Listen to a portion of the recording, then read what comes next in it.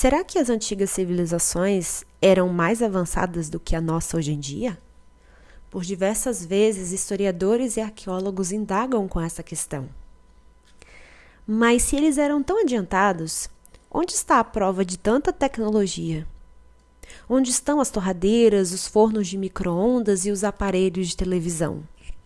Mas será que, se encontrássemos os restos de civilizações avançadas, como a do Egito, do Peru, por exemplo, estaremos realmente nos deparando com remanescentes de uma tecnologia a tal ponto adiantada que dispensasse o uso de torradeiras e DVDs?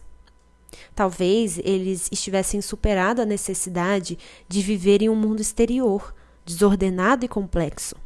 Talvez eles soubessem algo acerca deles mesmos, que tenha lhe dado uma tecnologia interna para viver de modo diferente, uma sabedoria que nós já esquecemos.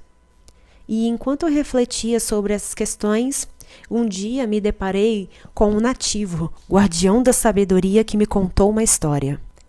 Há muitos anos, o mundo era bem diferente do mundo de hoje em dia, começou ele. Existiam menos pessoas, vivíamos mais perto da terra. As pessoas entendiam a linguagem da chuva, as colheitas e o grande Criador. Sabiam até mesmo como falar com as estrelas e os povos do céu. Estavam cientes de que a vida é sagrada e que ela vinha do casamento da Mãe Terra com o Pai Céu.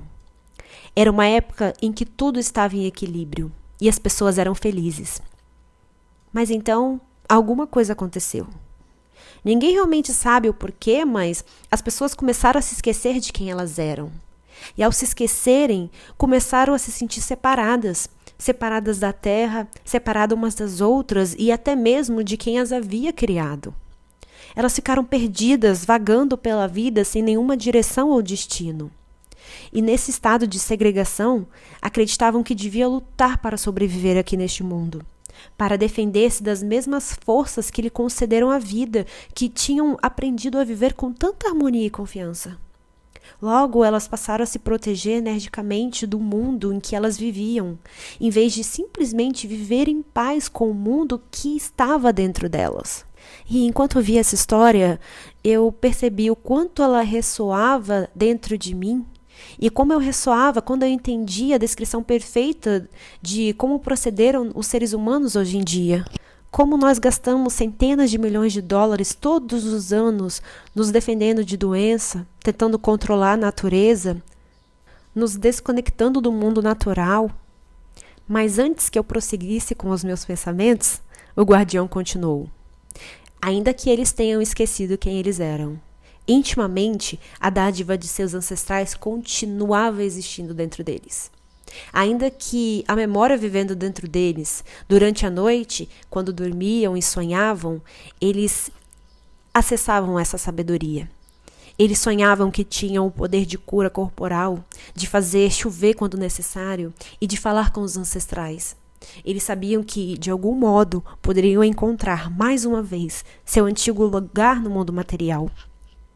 Enquanto eles tentavam se lembrar de quem eles eram, eles começaram a construir coisas externas para se lembrarem das internas, para que se recordassem quem eles realmente eram, intimamente. Mas, com o passar do tempo, chegaram até a construir máquinas de corar, fabricar produtos químicos para fertilizar seus plantios e esticar fios para se comunicarem a longas distâncias.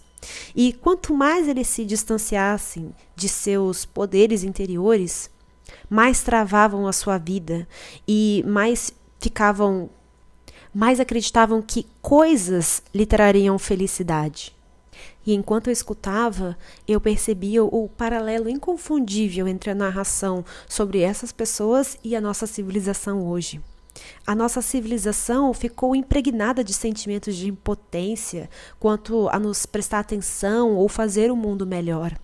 Com bastante frequência, nos sentimos desamparados ao vermos pessoas queridas aprisionadas aos grilhões da dor ou da dependência de vícios. Acreditamos não ter poder para minorar o sofrimento causado por doenças horríveis que nenhum ser vivo deveria ser obrigado a enfrentar. E aparentemente, quanto mais desgarrado ficamos de nossas relações naturais com a terra, com o nosso corpo, uns com os outros e com Deus, mais vazio nós nos tornamos. Observando o mundo dessa perspectiva, não posso deixar de pensar no dilema semelhante levado em consideração no filme Contato. E neste filme, um dos personagens explora, na verdade, a questão fundamental enfrentada por todas as sociedades tecnológicas. Durante uma entrevista de televisão, ele indaga se a nossa sociedade melhorou os avanços tecnológicos. Teriam ele nos aproximado uns dos outros ou feito com que ficássemos mais separados? O ator, que era um consultor no filme, indagava o quanto do nosso poder nós dissipamos em distrações. Videogames, filmes, relacionamentos virtuais online, a mídia eletrônica e o entretenimento, embora sem dúvida possam parecer deixar a vida mais interessante, elas também podem ser vistas como bandeiras vermelhas que sinalizam perigo e nos dizem como estamos fora da rota de uma vida rica, saudável e significativa. Passamos a ter como foco principal evitar doenças ao invés de como viver uma vida saudável. Buscamos como evitar a guerra no lugar de como cooperar com a paz. Começamos a dar foco nas coisas que não queremos ao invés nas do que queremos de fato.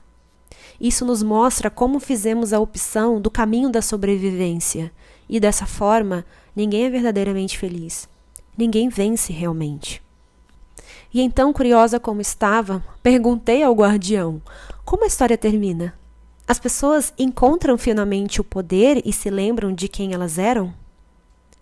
E então, ele dá uma longa pausa e então sussurra. Ninguém realmente sabe, porque a história ainda não terminou. As pessoas que se perderem são os nossos ancestrais. Somos nós que estamos escrevendo o final dessa história. O que você acha? E então, caro ouvinte, será que você e eu seremos os que vão se lembrar?